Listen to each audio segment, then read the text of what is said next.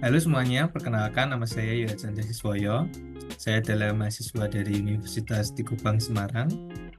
Saya mengambil program studi S1 Akuntansi dalam Fakultas Ekonomika dan Bisnis. NIM saya 2105523027. Nah, kali ini saya akan mempresentasikan mengenai penetapan status dan tindak lanjut pengawasan BPR. Nah, presentasi ini guna memenuhi ujian akhir semester untuk mata kuliah audit internal yang diampu oleh dosen Arif Himawan Dwi Nugroho, SE, AKMM, CA, CPA. Saya geser dulu layarnya.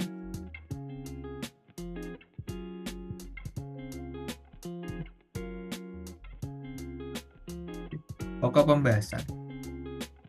Kali untuk presentasi ini kita akan masuk dalam 6 pokok pembahasan. Yang pertama ada status pengawasan BPR atau Bank Perekonomian Rakyat.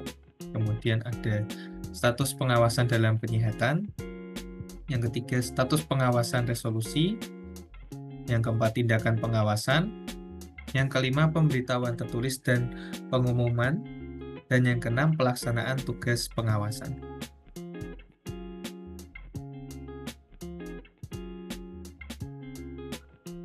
Nah, dasar hukum dari presentasi kali ini adalah Peraturan Otoritas Jasa Keuangan atau yang disingkat POJK nomor 28 tahun 2023 tentang penetapan status pengawasan dan penanganan permasalahan Bank Perekonomian Rakyat dan Bank Perekonomian Rakyat Syariah. Dan yang kedua ada POJK nomor 4 /POJK 03/2016 tentang penilaian tingkat kesehatan bank. Nah, pengertian dasar untuk pengertian dasar dari Bank Perekonomian Rakyat atau yang disingkat BPR adalah jenis bank konvensional yang dalam kegiatannya tidak memberikan jasa dalam lalu lintas giral secara langsung. Nah, untuk yang Bank Perekonomian Rakyat Syariah atau disingkat BPR Syariah adalah jenis bank yang dalam kegiatannya tidak memberikan jasa dalam lalu lintas giral secara langsung.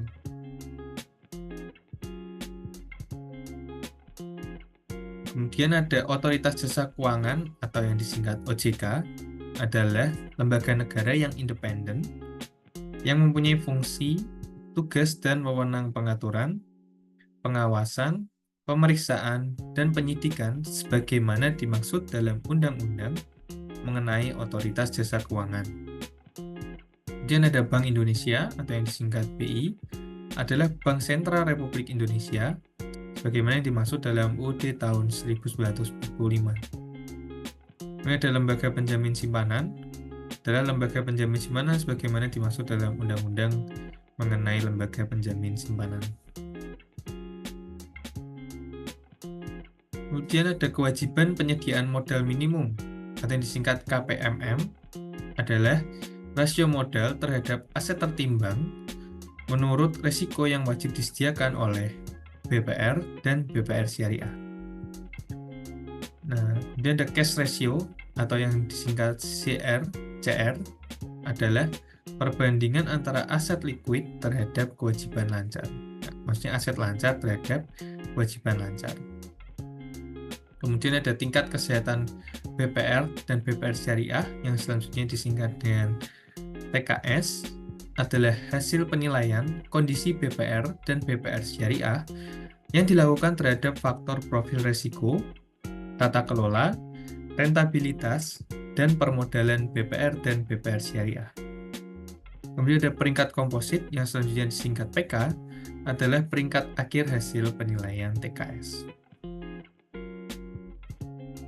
Kemudian ada rencana tindak adalah rencana yang memuat langkah perbaikan dalam rangka mengatasi permasalahan dan dampaknya terhadap kondisi dan rasio keuangan BPR atau BPR Syariah yang disajikan secara periodik. Kemudian ada laporan realisasi atas rencana tindak yang disampaikan oleh BPR atau BPR Syariah, itu memuat penjelasan mengenai perkembangan dan permasalahan yang dihadapi dalam pelaksanaan rencana tindak disertai bukti dan atau dokumen pendukung terkait.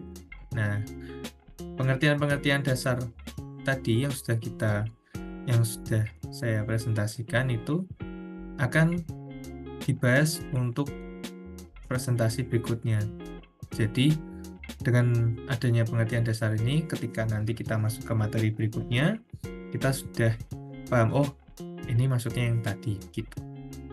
Sekarang berikutnya, nah yang pertama kita langsung masuk ke pokok pembahasan yang pertama, yaitu status pengawasan BPR. Nah, OJK berwenang menetapkan status pengawasan BPR atau BPR Syariah. Jadi yang berwenang untuk menetapkan itu adalah OJK atau Otoritas Jasa Keuangan. Nah, status pengawasan BPR atau BPR Syariah itu terdiri atas yang pertama ada BPR atau BPR Syariah dalam pengawasan normal, yang kedua dalam penyihatan, dan yang ketiga dalam resolusi. Nah, status pengawasan BPR dalam pengawasan normal itu harus memenuhi ketiga kriteria berikut. Yang pertama, ada tingkat kesehatan BPR atau TKS BPR. Yang kedua, ada tingkat likuiditas dan penerapan manajemen risiko. Dan yang ketiga, tingkat permodalan atau KPMM. KPMM yang tadi ya, kewajiban penyediaan modal minimum.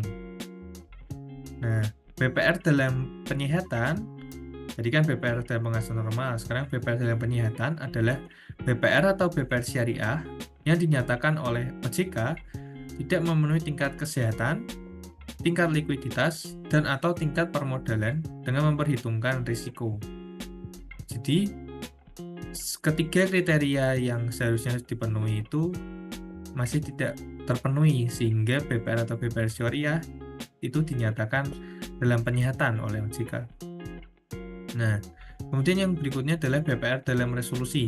Nah, BPR dalam resolusi ini dinyatakan oleh OJK jika bank atau BPR, maksudnya BPR atau BPR Syariah yang mengalami kesulitan keuangan dan membahayakan kelangsungan usahanya, serta tidak dapat disehatkan sesuai dengan kewenangan yang dimiliki OJK. Jadi, BPR yang masuk dalam pengawasan resolusi ini itu BPR yang sudah bisa dibilang hampir mau tutup ya, karena tingkatnya itu berarti kalau sudah masuk dalam BPR dalam penyihatan itu sudah harus bisa segera diatasi, karena jika tidak diatasi BPR atau BPR mengalami penurunan secara terus-menerus, BPR akan masuk dalam BPR resolusi yang bisa dinyatakan tidak bisa disehatkan, jadi bisa ditutup BPR.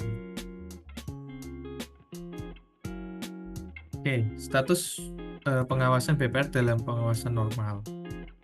Nah, dalam pengawasan normal yang mengalami kesulitan, jadi BPR yang dalam pengawasan normal tapi mengalami kesulitan yang membahayakan kelangsungan usahanya, OJK berwenang meminta BPR atau BPR Syariah menyampaikan rencana tindak.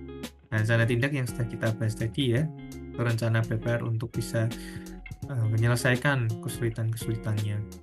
Kemudian BPR atau BPR Syariah wajib menyampaikan rencana tindak kepada OJK paling lama 14 hari kerja sejak tanggal permintaan OJK. Kemudian OJK dapat meminta BPR dan BPR Syariah untuk melakukan penyesuaian terhadap rencana tindak. Kemudian BPR atau BPR Syariah itu juga wajib menyampaikan laporan realisasi atas rencana tindak kepada OJK. Jadi yang pertama tadi kan harus menyampaikan rencana tindaknya dulu. Ketika sudah disampaikan, nah otomatis bank harus menjalankannya kan.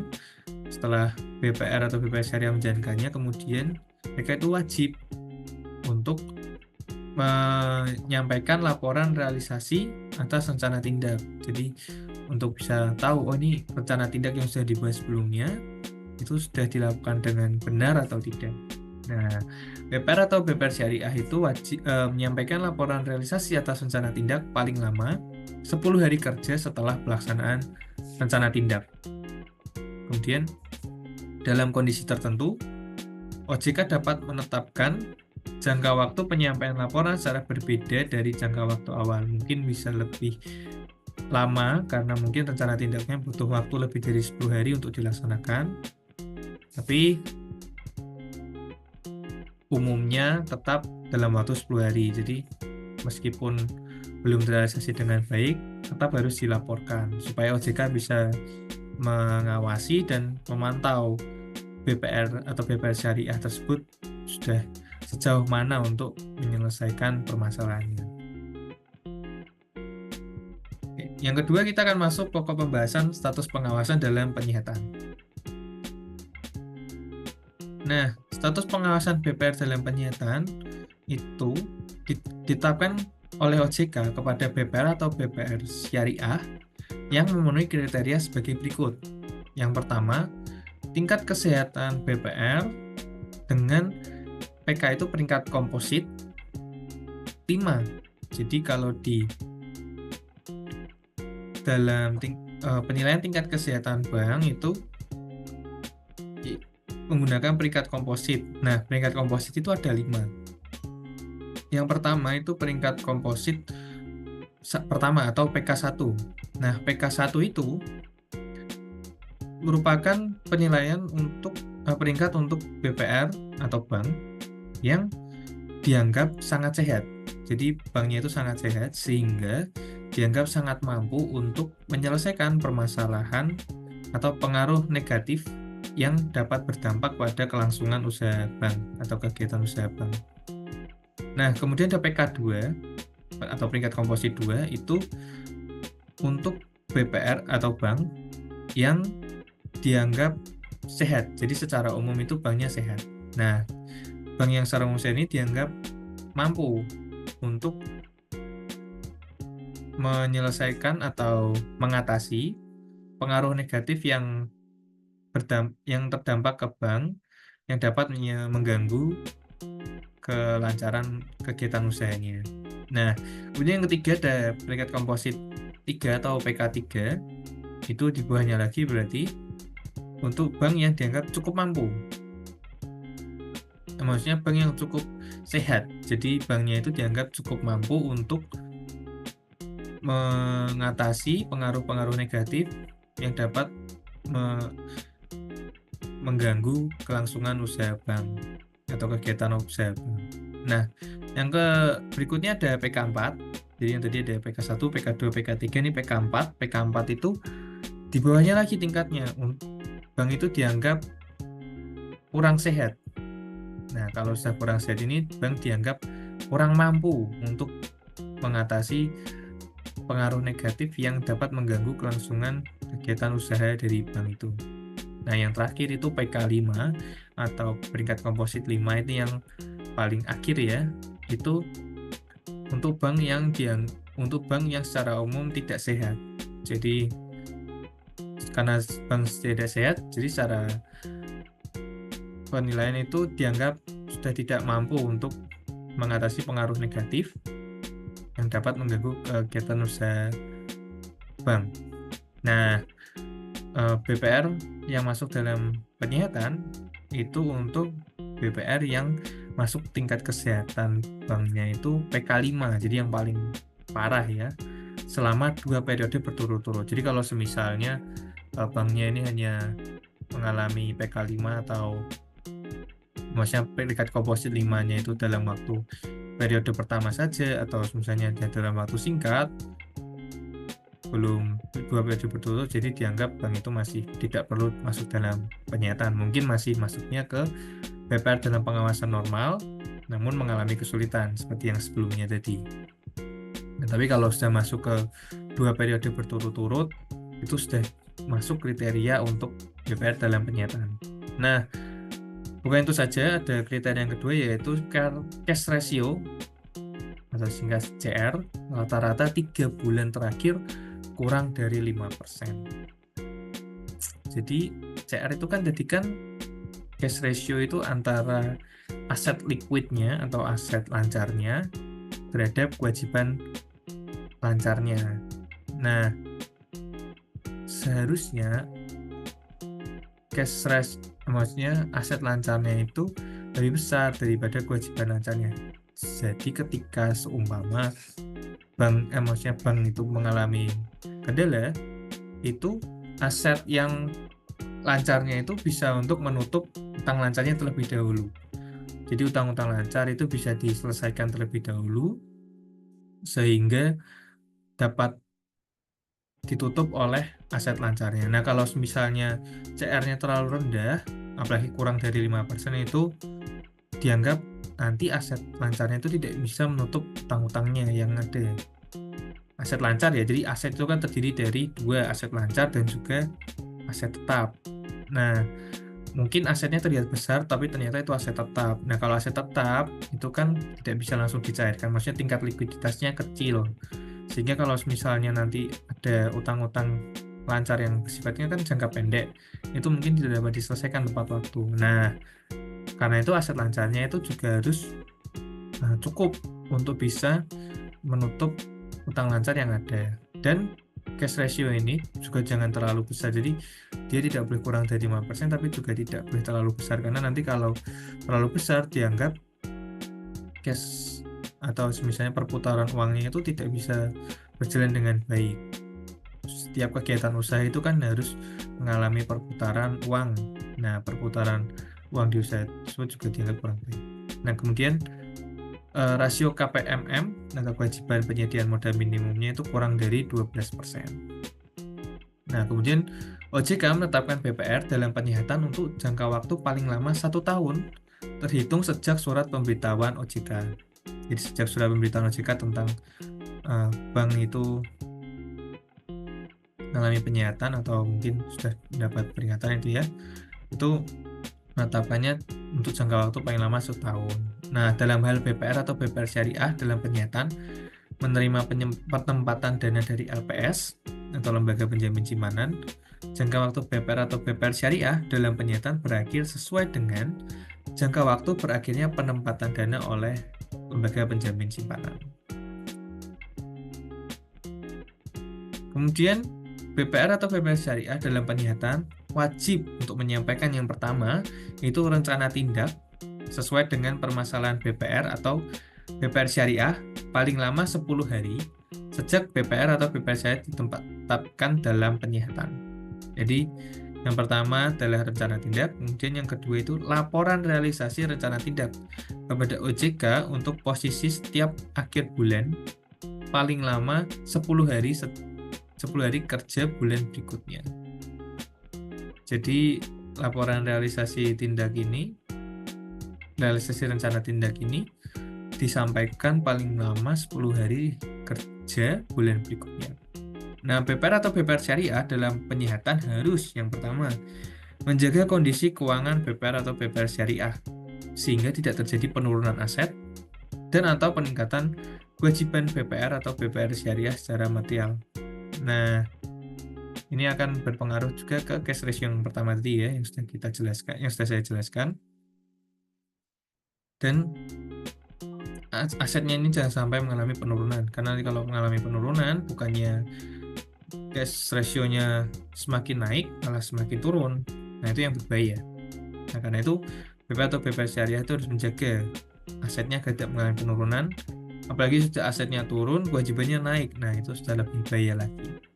Kemudian yang kedua, mendukung pelaksanaan tindakan lembaga penjamin simpanan berupa yang pertama, uji tuntas dalam rangka mengetahui kondisi BPR atau BPR syariah secara keseluruhan.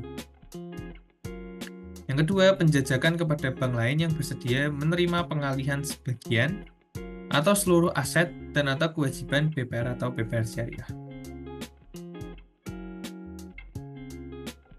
Kemudian OJK menyampaikan persetujuan atau penolakan terhadap rencana tindak sebagaimana paling lama 10 hari kerja sejak rencana tindak diterima secara lengkap. Jadi rencana tindak yang dilaporkan pertama tadi itu juga harus mendapat persetujuan atau maksudnya mendapat kepastian dari OJK dulu sebelum dilakukan. Nah, OJK itu akan menyampaikan persetujuan atau penolakannya itu paling lama 10 hari kerja sejak rencana tindak diterima secara lengkap. Nah, jadi ketika sudah menyampaikan rencana tindak ke OJK itu jangan langsung dilakukan, tapi maksudnya sudah mendapat persetujuan dulu atau belum oleh OJK. Kalau misalnya disetujui berarti bisa langsung dilaksanakan, tapi kalau misalnya tidak disetujui atau ditolak, itu berarti harus ada yang mungkin harus diperbaiki rencana tindaknya, mungkin ada yang masih kurang atau ada yang salah. Nah, itu harus diperbaiki kemudian disampaikan lagi ke OJK. Nah, ketika sudah disampaikan ke OJK ternyata ini sudah disetujui. Nah, setelah disetujui baru dilaksanakan oleh BPR atau BPR Syariah.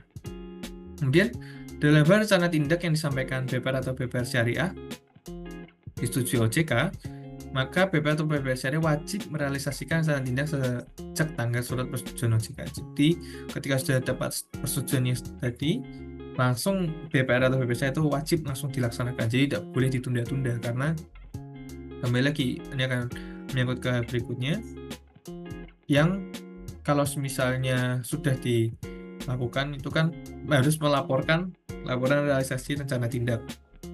Itu paling lama 10 hari sejak pelaksanaan realisasi rencana tindak. Jadi kalau sebenarnya ditunda-tunda, malah nanti laporan realisasinya tidak dapat berjalan dengan baik, sehingga dapat berpengaruh terhadap penilaian bank atau BPR atau BPR Syariah. Kemudian dalam hal rencana tindak yang disampaikan BPR atau BPR Syariah ditolak oleh OJK, maka BPR atau BPR Syariah wajib menyampaikan perbaikan rencana tindak paling lama itu 5 hari kerja sejak tanggal surat pemberitahuan OJK.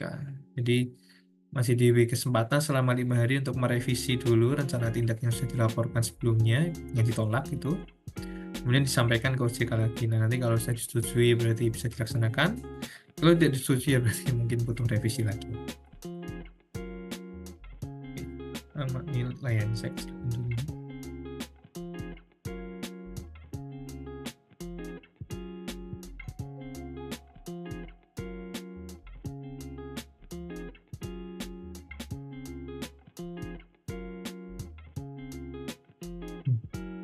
Kemudian BPR atau BPR Syariah dapat dikeluarkan dari status dalam penyihatan setelah memenuhi kriteria sebagai berikut. Yang pertama, TKS minimal PK4.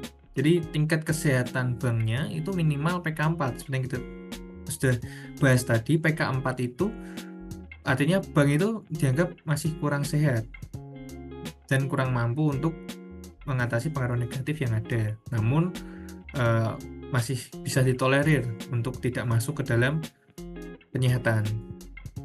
Kemudian CR atau cash ratio rata-ratanya selama 3 bulan terakhir paling sedikit 5%. Jadi kalau masih di bawah 5% itu masih belum masuk kriteria untuk lolos dari status penyihatan. Jadi kalau misalnya ingin lepas dari pengawasan dalam penyihatan, maka CR-nya harus lebih minimal 5% ke atas. Kemudian rasio KPMM-nya paling sedikit 12%. Paling sedikit, jadi minimal 12% ke atas. Nah, penetapan BPR atau BPR Syariah keluar dari status dalam penyihatan ini memperhatikan ketahanan kondisi keuangan BPR atau BPR Syariah.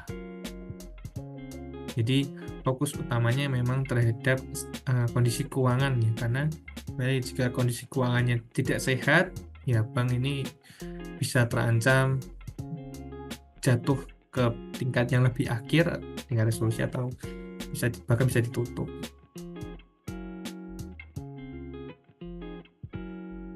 Kita akan masuk pembahasan yang ketiga, yaitu status pengawasan dalam resolusi. Jadi kita sudah bahas mengenai status pengawasan normal, kemudian normalnya dalam kesulitan, kemudian dalam penyihatan, sekarang kita masuk ke resolusi. Nah, status pengawasan BPR dalam resolusi ini ditetapkan oleh OJK kepada BPR atau BPR Syariah yang memenuhi kriteria sebagai berikut. Yang pertama, sebelum jangka waktu BPR atau BPR Syariah dalam penyihatan berakhir, jadi BPR atau BPR Syariah itu masih dalam status pengawasan dalam penyihatan, status yang sebelumnya itu bukannya dia dapat lebih baik, justru kondisi permodalan dan likuiditasnya mengalami pemburukan. Jadi bukannya dia semakin baik, malah semakin buruk. Nah, itu meliputi sebagai berikut. Yang pertama, rasio KPPM-nya menjadi kurang dari sama dengan 2%. Bayangkan tadi yang untuk penyihatan saja itu KPPM-nya minimal 12% kan? Minimal 12%. Nah, ini mengalami penurunan hingga kurang dari sama dengan 2%. Jadi ini sangat sedikit sekali. 2% dibandingkan dengan 12% yang tadi. Nah, kalau misalnya bank dari yang 12% itu KPPM-nya turun jadi 2%, itu kan berarti memang sudah dianggap banknya sudah tidak sehat ya. Kemudian CR rata-ratanya selama 3 bulan terakhir, yang dilihat itu 3 bulan terakhir itu menjadi kurang dari sama dengan 1%. Kurang dari sama dengan 1%. Kalau misalnya dia kurang dari sama dengan 100% itu berarti memang sangat sedikit sekali. Dari yang tadi awalnya 5%, minimal 5%, sekarang kurang dari sama dengan 1%. Kemudian, berdasarkan penilaian otoritas jasa keuangan sewaktu-waktu, BPR atau BPR syariah itu mengalami penurunan rasio KPMM dan atau cash ratio-nya. Nah, kemudian tidak mampu meningkatkan rasio KPMM menjadi paling sedikit 12% dan cash ratio rata-rata 3 bulan terakhirnya paling sedikit 5%.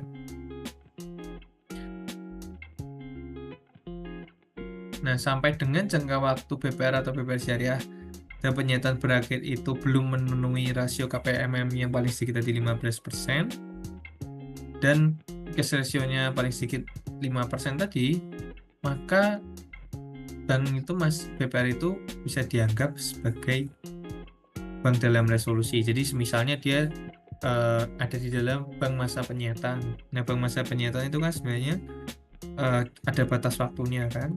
Ketika dia dalam masa penyitaan itu bukannya dia semakin baik, malah semakin turun.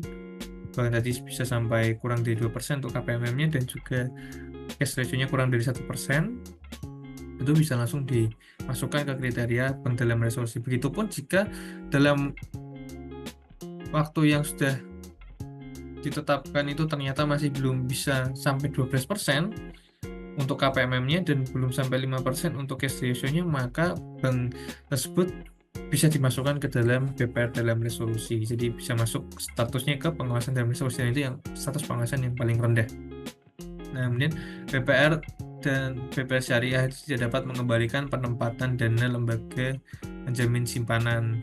Nah, kan tadi seperti kita sudah tahu, untuk bank dalam penyihatan itu akan bisa mendapatkan penempatan dana dari LPS, lembaga penjamin simpanan. Nah, dalam waktu yang sudah ditetapkan ternyata banknya itu masih belum bisa mengembalikan penempatan dana dari LPS, maka bank tersebut dianggap sebagai bank dalam resolusi. Nah, OJK menetapkan tata cara penilaian kemampuan dan kepatutan yang berbeda bagi pihak yang ditunjuk oleh LPS dalam rangka penanganan BPR atau BPR syariah dalam resolusi. Dalam hal lembaga penjamin simpanan memutuskan untuk melakukan penyelamatan terhadap BPR dalam resolusi, nah BPR atau BPR syariah yang bersangkutan tetap dalam status BPR dalam resolusi sampai dengan diselesaikannya proses penyelamatan oleh LPS. Jadi jika Bank Perekonomian Rakyat tersebut akan mendapatkan penyelamatan dari LPS, itu status bank tersebut sebagai dalam pengawasan resolusi itu akan tetap ada sampai bank tersebut sudah mendapatkan proses maksudnya penyelamatan dari LPS. Nah, OJK menetapkan BPR atau BPR syariah keluar dari status dalam resolusi setelah LPS menyelesaikan proses penyelamatan. Jadi sampai dengan waktu penyelamatan itu prosesnya belum selesai, ya maka bank tersebut masih masuk dalam kategori bank dalam resolusi. Tapi kalau sudah selesai proses penyelamatannya, kemudian itu baru status bank dalam resolusinya dicabut. Nah, BPR atau BPR syariah yang tidak menyampaikan rencana tindak dan laporan realisasi rencana tindak sesuai dengan ketentuan yang sudah berlaku sebelumnya ya, yang 10 hari, untuk menyampaikan rencana tindaknya. Kemudian jika belum disetujui oleh OJK kan harus direvisi itu paling lama 5 hari. Ini paling lama ya, jadi semakin cepat semakin baik. Paling lama 5 hari.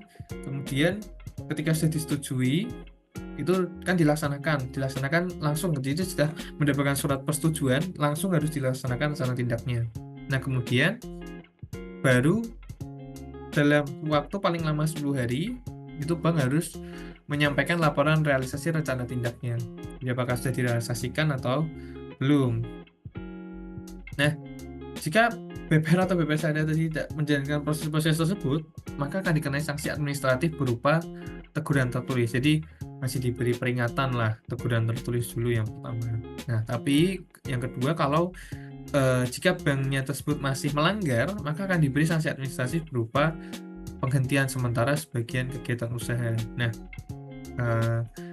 penghentian sementara sebagian kegiatan usaha ini maksudnya apa sih? Maksudnya itu kegiatan-kegiatan usaha bank itu akan dihentikan, seperti contoh, bank itu kan menghimpun dana. Nah, jadi bank itu tuh tidak boleh tuh menghimpun dana selama bank tersebut dikenai sanksi ya. Jadi ketika bank tersebut mendapatkan sanksi administratif berupa penghentian sementara ini, jadi bank itu tidak boleh untuk melakukan penghimpunan dana. Kemudian bank itu juga tidak boleh untuk melakukan jaringan kantor. Jadi bank memang harus, jadi sangat dibatasi kegiatannya. Kalau misalnya melanggar, kembali lagi, kalau misalnya melanggar, kalau misalnya banknya tidak melanggar ya tidak akan mendapatkan seperti ini gitu. Ini memang karena ya dari banknya memang tidak bisa berkooperatif ya, berarti sampai harus diberi sanksi administratif seperti ini. Nah, kemudian jika pihak banknya itu masih melanggar lagi, maka pihak utama dari BPR akan diberi sanksi administratif berupa larangan sebagai pihak utama. Pihak utama itu seperti ya direksi, direktur itu ya, itu nggak boleh lagi. Jadi dilarang untuk menjadi bagian dari pihak utama di bank tersebut, karena dianggap mungkin orang tersebut tidak cakap ya untuk menjalankan kegiatan bank sesuai prosedur dan peraturan yang sudah ditetapkan. Kemudian kita masuk ke tindakan pengawasan. Nah, BPR atau BPR Syariah dalam pengawasan normal yang mengalami kesulitan yang membahayakan kelangsungan usahanya, dan juga untuk bank yang masuk dalam status dalam pengawasan penyihatan, itu wajib melakukan tindakan pengawasan yang diperintahkan oleh OJK, meliputi yang pertama, itu membatasi kewenangan RUPS atau Rapat Umum Pemegang Saham, kemudian kewenangan Dewan Komisaris, kemudian kewenangan direksi, dan kewenangan pemegang saham. Nah, perlu digarisbawahi dulu, ini tindakan pengawasan ini bagi BPR dalam pengawasan normal yang mengalami kesulitan dan juga yang masuk dalam penyihatan.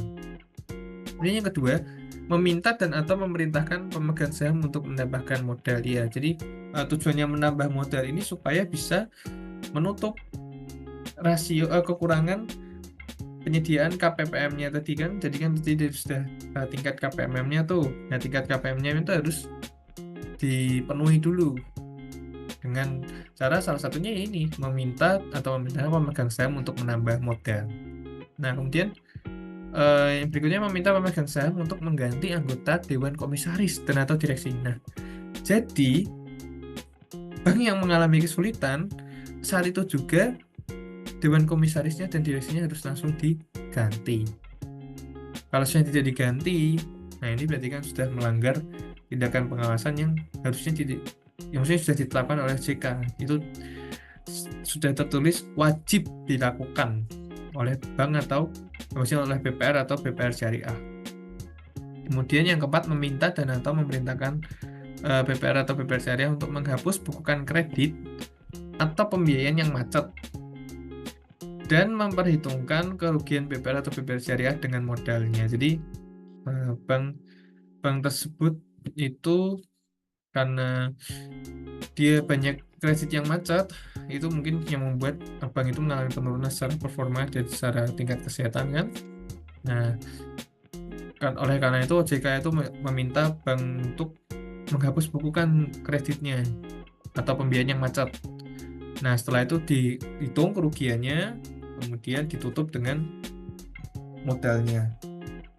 Yang kemudian meminta BPR atau BPR syariah melakukan penggabungan atau peleburan dengan BPR atau BPR syariah lain. Jadi kalau misalnya ini memang sudah tidak bisa diteruskan itu ini meminta ya. Jadi bisa BPR atau BPR syariah itu melakukan penggabungan atau peleburan dengan BPR atau BPR syariah yang lain. Jadi bisa diatasi lah masalahnya seperti itu. Kemudian yang keenam, meminta pemegang saham untuk menjual kepemilikan BPR kepada pembeli. Jadi pemegang saham ini juga diberi hak ya untuk menjual kepemilikannya kepada pembeli. Jadi bisa sebagai penambahan modal juga. Dan yang kedua mungkin supaya bisa menyelamatkan para pemegang-pemegang saham ini. Kemudian yang ketujuh, meminta dan atau memerintahkan BPR atau BPR syariah untuk menyerahkan pengelolaan seluruh atau sebagian kegiatan BPR kepada pihak lain. Kemudian yang ke-8, memerintahkan BPR atau BPR syariah menjual sebagian atau seluruh aset dan atau kewajiban BPR kepada pihak lain. Bahkan kewajibannya pun juga dijual kepada pihak lain. Kemudian yang ke-9, memerintahkan pemegang saham untuk memberikan pinjaman kepada BPR atau BPR syariah. Kemudian yang ke-10, memerintahkan pemegang saham untuk mendukung pelaksanaan tugas otoritas jasa keuangan dan lembaga penjamin simpanan saat mengatasi permasalahan BPR atau BPR syariah. Yang ke-11, menunjuk pengelola statuter dan memerintahkan BPR atau BPR syariah untuk mendukung pelaksanaan tugas pengelolaan statuter yang ditempatkan di BPR atau BPR syariah. Kemudian memerintahkan BPS atau BPR syariah untuk tidak melakukan transaksi tertentu dengan pihak terkait dan atau pihak lain yang ditetapkan oleh OJK. Yang ke-13 itu membatasi kegiatan usaha tertentu BPR atau BPR syariah. Dan yang ke-14 memberikan perintah tertulis kepada BPR atau BPR syariah dan atau pihak tertentu. Yang ke-15 memerintahkan BPR atau BPR syariah untuk melakukan langkah lain yang dianggap perlu oleh otoritas jasa keuangan.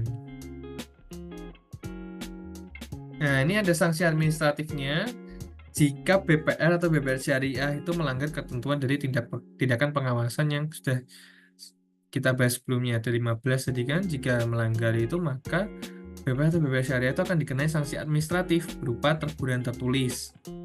Masih yang pertama masih diberi teguran tertulis dulu. Nah, tapi ketika bank tersebut masih melanggar, itu akan diberi sanksi administratif berupa penghentian sementara sebagian kegiatan usaha. Seperti yang tadi saya dijelaskan, itu seperti kegiatan penghimpunan dana itu tidak boleh dulu. Kemudian jika masih melanggar lagi, maka pihak utama BPR-nya itu akan diberi sanksi administratif berupa larangan sebagai pihak utama. Jadi dianggap pihak utama tidak mampu mengelola BPR dengan baik. Kemudian jika BPR atau BPR saya tidak melaksanakan perintah tertulis dari OJK, ya, ini saya mundurkan dulu slide-nya.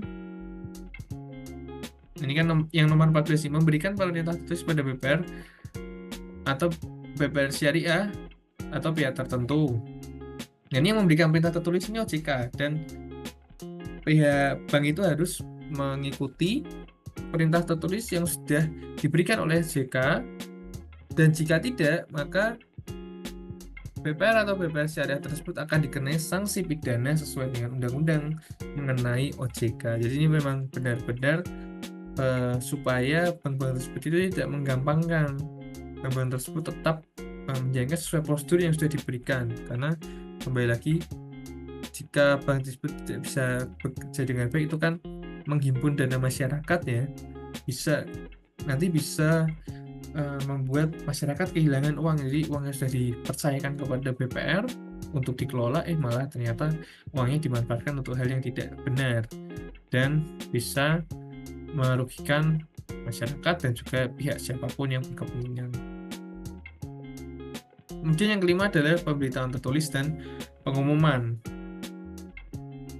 Pemberitahuan tertulis dulu. OJK menyampaikan pemberitahuan kepada BPR atau BPR syariah yang bersangkutan. Jadi bukan cuma BPR saja, kemudian ada lembaga penjamin simpanan dan juga Bank Indonesia secara tertulis mengenai penetapan yang pertama, BPR itu dalam penyihatan atau dalam resolusi. Kemudian yang kedua, BPR atau BPSR itu keluar dari status pengawasan dalam penyihatan atau dalam resolusi. Jadi ketika bank tersebut ditetapkan oleh OJK untuk masuk ke dalam penyihatan dalam resolusi, kan bank itu kan ketika sudah tidak memenuhi kriteria yang, maksudnya ketika bank tersebut masuk dalam kriteria yang masuk ke dalam pengawasan penyihatan atau resolusi, mulai dari tingkat likuiditasnya atau cash ratio-nya, kemudian tingkat KPMM-nya, kemudian peringkat komposit TKS-nya, tingkat kesehatannya.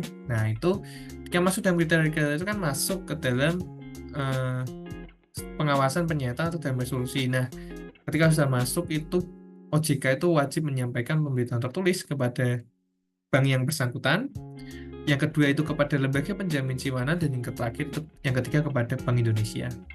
Nah, bukan cuma ketika ditetapkan sebagai ketika masuk ke dalam statusnya saja, tapi ketika dia sudah tidak sebagai statusnya, OJK juga wajib menyampaikan juga kepada pihak-pihak terkait seperti bank yang bersangkutan, kemudian LPS, dan juga BI atau Bank Indonesia.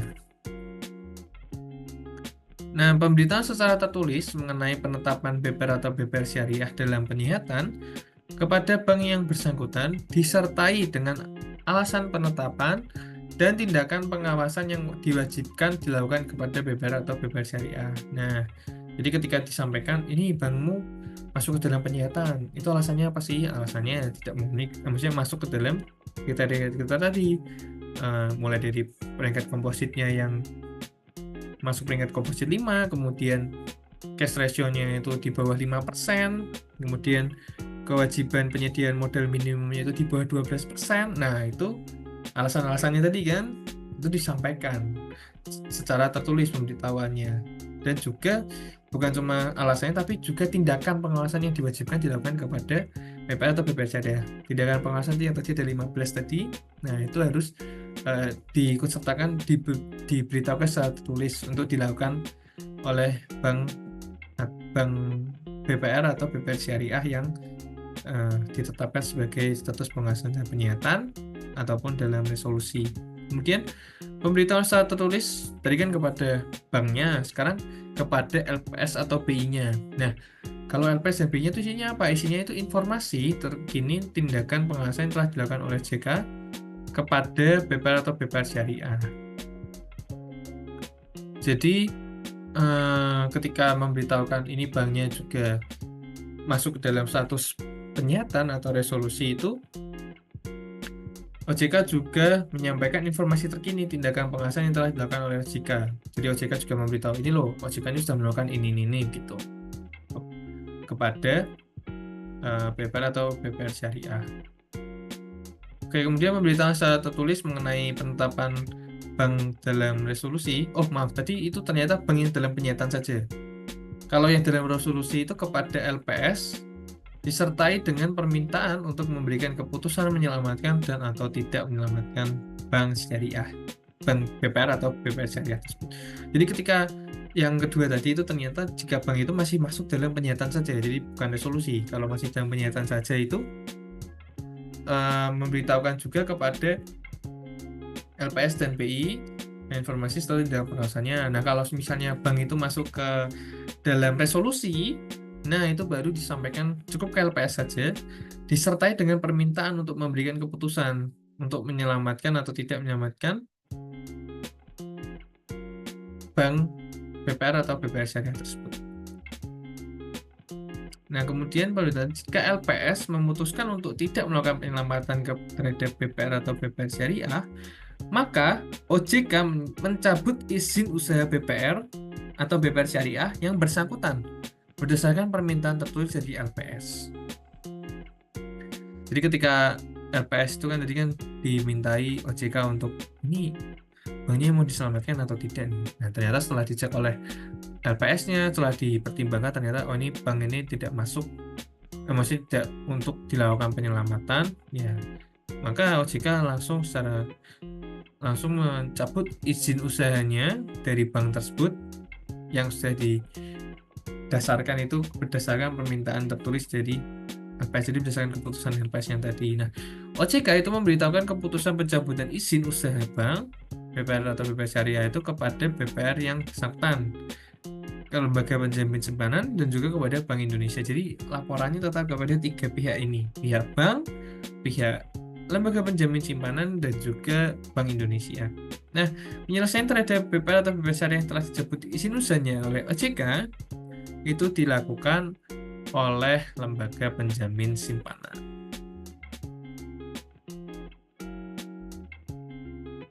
Oke, dalam hal OJK memerintahkan pembatasan kegiatan usaha berupa penetapan larangan penghimpunan dana dan atau penyaluran dana, OJK memberitahukan secara tertulis kepada BPR atau BPR syariah mengenai penetapan dan atau pencabutan larangan dimaksud.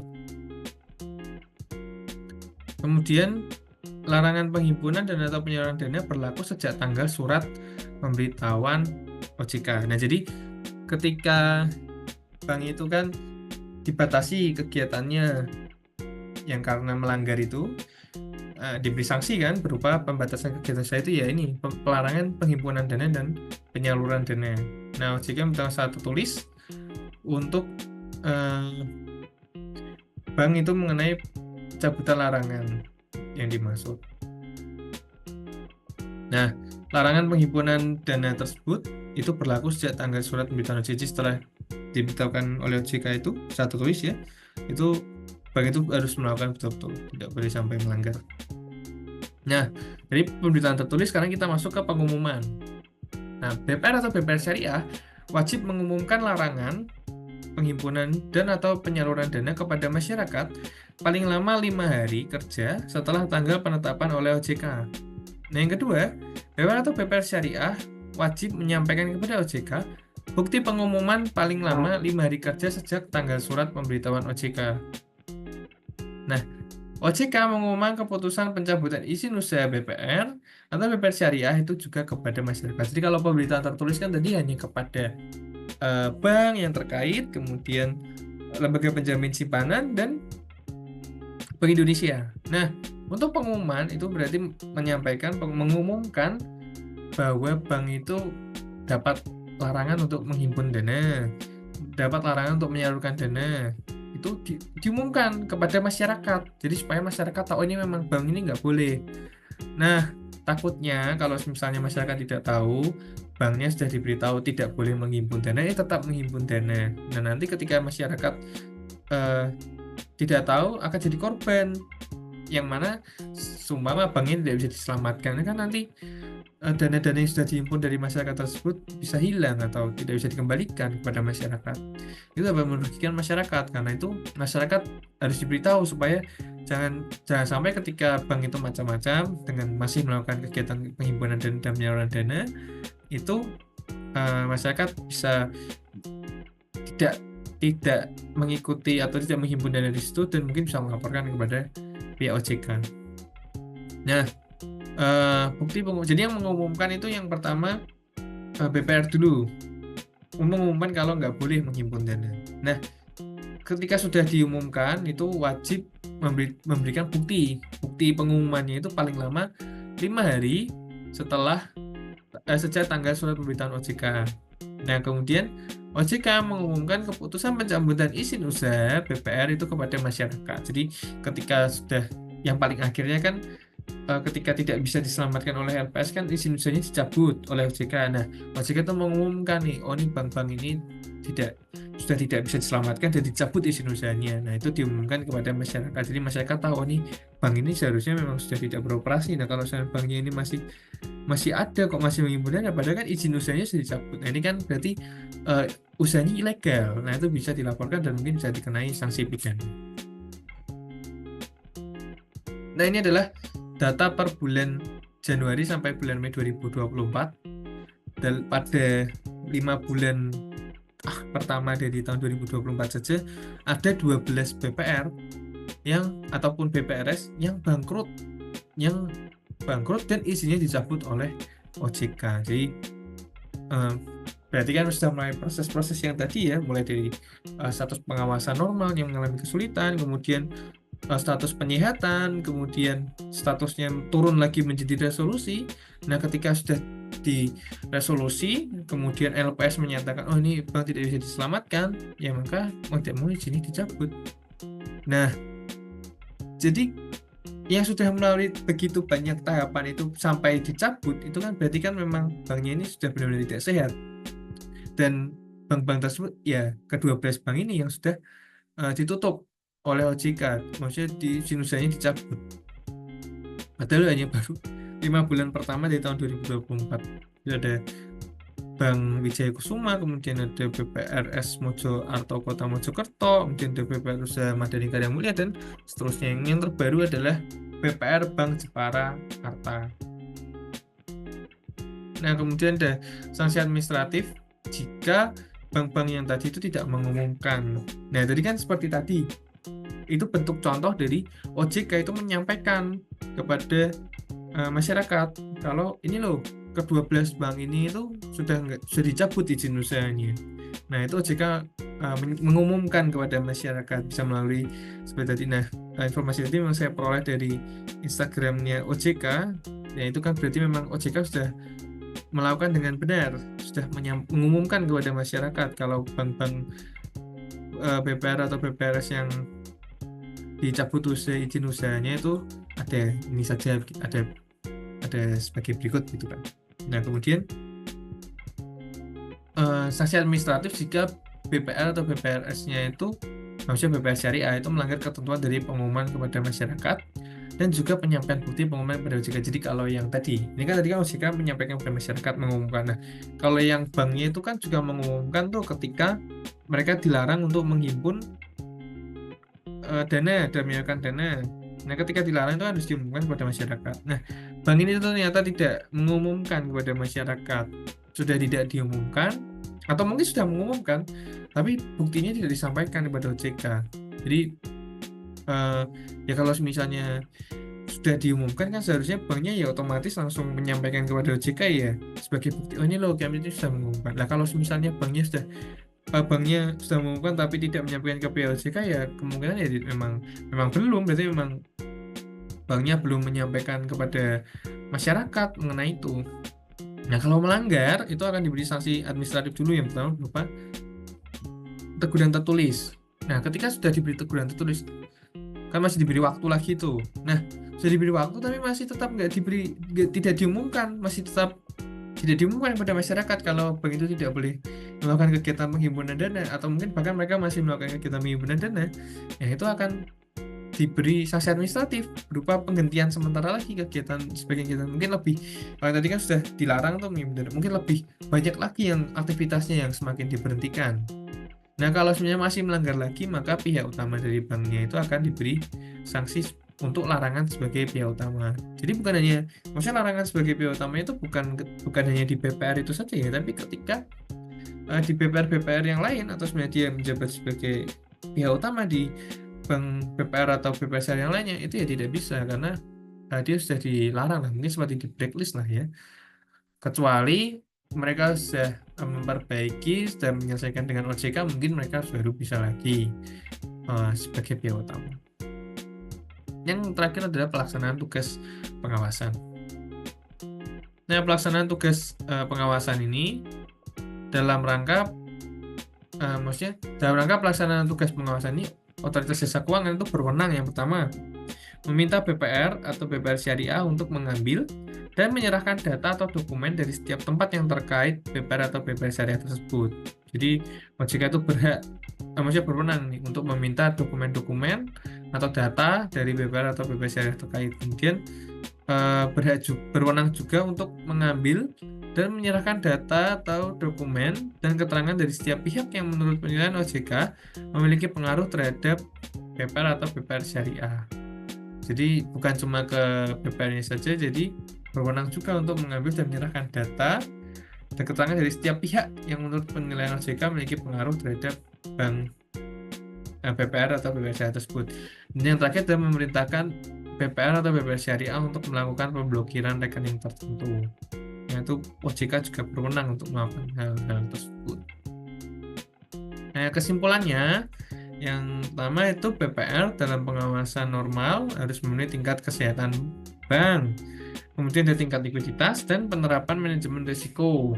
Kemudian dan tingkat permodalan atau KPMM. Jadi bank dalam pengawasan normal tuh ya harus memenuhi nih TKS banknya bagus, maksudnya tingkat kesehatan banknya bagus di atas PK 5 kan, dari PK 4 ke atas. Kemudian tingkat likuiditasnya bagus, cash ratio-nya di atas 5%, minimal 5% ke atas. Kemudian permodalannya tingkatnya di atas 12%, jadi minimal 12% ke atas. Kemudian BPR dalam penyihatan itu yang dinyatakan oleh OJK tidak memenuhi syarat-syarat yang tadi. Jadi tingkat kesehatan banknya jelek mungkin ya, maksudnya tingkat kesehatan banknya itu jelek, tingkat komposit 5, kemudian tingkat likuiditasnya rendah di bawah 5%, kemudian juga tingkat KPMM-nya rendah di bawah 12%. Nah, untuk yang dalam resolusi itu yang lebih ekstrim lagi ya, jadi tingkat likuiditasnya itu di bawah 1%, kemudian tingkat KPMM-nya di bawah 2%, sebenarnya di bawah 12%, di bawah 2%. Nah, itu jadi BPR yang dalam resolusi itu BPR yang memang mengalami kesulitan keuangan dan membahayakan kelangsungan usahanya, serta tidak dapat disehatkan sesuai dengan kewenangan yang dimiliki oleh OJK. Nah, tugas pengawasan dilakukan sepenuhnya memang oleh OJK, Direktur Jasa Keuangan itu yang melakukan tugas pengawasan secara sepenuhnya. Kemudian pemberitahuan tertulis disampaikan kepada BPR atau BPR Syariah terkait, kemudian LPS dan juga PI. Jadi pemberitahuan tertulis disampaikan kepada 3 pihak tadi. Nah, untuk pengumumannya itu disampaikan kepada masyarakat. Nah, kemudian ada sanksi administratif bagi yang melanggar. Itu kalau kita perhatikan tadi polanya sama ya, diberi teguran tertulis dulu, kemudian setelah diberi teguran tertulis kok masih tidak menurut, masih melanggar, kemudian diberhentikan kegiatan usahanya sebagian. Nah, sudah begitu pun masih dilanggar ya, berarti pihak utamanya yang bermasalah kan, pihak utamanya itu dilarang sebagai pihak utama, jadi harus digantikan oleh yang lain. Nah, berikut adalah referensi dari materi paparan presentasi pada saat kali ini. Itu dari POJK nomor 28 tahun 2023 tentang penetapan status pengawasan dan penanganan permasalahan bank perekonomian rakyat dan bank perekonomian rakyat syariah. Kemudian ada POJK nomor 4 garis miring POJK nomor POJK 3 garis miring 2016 tentang penilaian tingkat kesehatan bank. Ya, sebagai penutup ada kata-kata bijak dari Pak Muhammad Hatta ya, Wakil Presiden pertama kita. Kurang cerdas dapat diperbaiki dengan belajar. Kurang cakap dapat dihilangkan dengan pengalaman. Namun tidak jujur itu sulit diperbaiki. Nah, jadi kita sebagai manusia yang beriman itu jangan takut untuk jujur. Memang ada orang yang mengatakan jujur itu ajur, tapi ketika kalian punya kejujuran itu sama dengan kalian punya integritas dan kalian bisa menjadi seorang yang benar. Jadi hidupnya kalian pun akan menjadi hidup yang penuh kedamaian, hidup yang penuh ketenangan, dan hidup yang akan selalu mengedepankan integritas. Sekian presentasi dari saya. Mohon maaf jika ada tutur kata saya yang salah atau mungkin tidak berkenan. Semoga presentasi pada kali ini dapat memberikan wawasan dan pengetahuan bagi para penonton dan dapat memberikan hal baik dan positif kepada para penonton dan yang lainnya. Ya, presentasi pada kali ini. Sampai jumpa di video presentasi berikutnya. Bye-bye.